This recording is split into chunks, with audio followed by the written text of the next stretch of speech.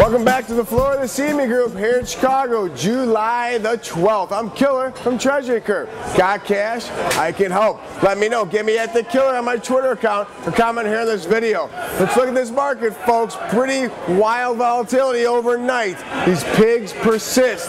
You know, we're seeing this 10-year Italian bond fly up to 5.71%. If you actually hop on Dr. J's blog, he's got a great blog listing all these different yields and the fluctuation and how the German bond relates. Check it out. It's really worthwhile. Here's the link.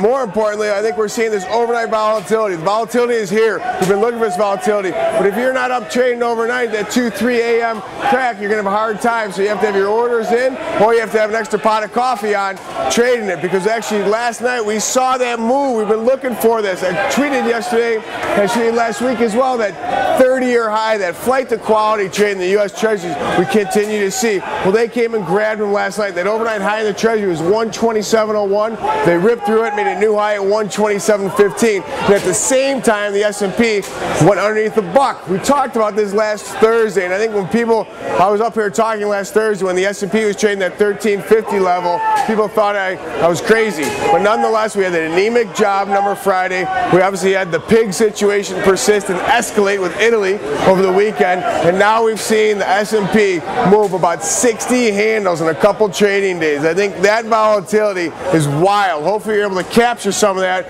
because I have been tweeting 1353 as resistance.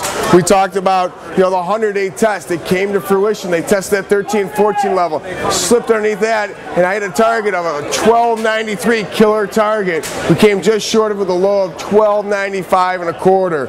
You know, likewise in the euro currencies, we saw a low of 138.11.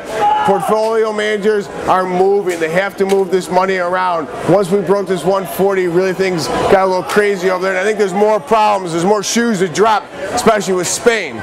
So the crude oil, we saw a low of 93.55. Currently, though, I think there's a little bit oversold overnight. We see a nice little recovery here. The S&P's back up at 1318. This 1318 was an old killer pivot, if you recall. So it should be a good level here. And I don't see us getting back above 1324 today.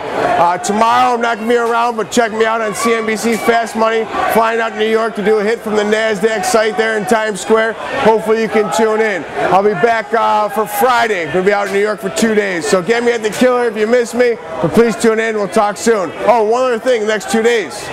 Be the hammer, not the nail.